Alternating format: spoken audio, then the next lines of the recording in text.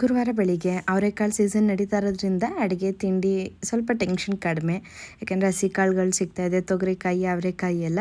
ಇವತ್ತು ನಾನು ಅಡುಗೆನಲ್ಲಿ ಉಪ್ಸಾರಿಗೆ ಅಂತ ರೆಡಿ ಮಾಡ್ತಾಯಿದ್ದೆ. ಹಾಗೆ ಟಿಫನ್ಗೆ ಅವರೆಕಾಳು ಉಪ್ಪಿಟ್ಟು ಮಾಡ್ತಾಯಿದ್ದೀನಿ.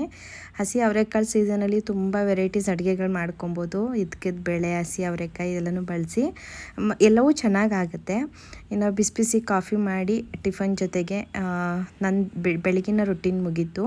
ಇನ್ನು ಸಂಜೆಗೆ ಮತ್ತು ವ್ಲಾಗ್ ಕಂಟಿನ್ಯೂ ಮಾಡ್ತಿದ್ದೀನಿ. ನಾಳೆ ಬೆಳಿಗ್ಗೆಗೆ ಏನು ಟಿಫನ್ಗೆ ತರಕಾರಿಗಳು ಬೇಕು, ಅಡುಗೆಗೆ ಏನು ತರಕಾರಿ ಬೇಕು ಅದೆಲ್ಲನೂ ಕಟ್ ಮಾಡಿ ಇಡ್ತಿದ್ದೀನಿ.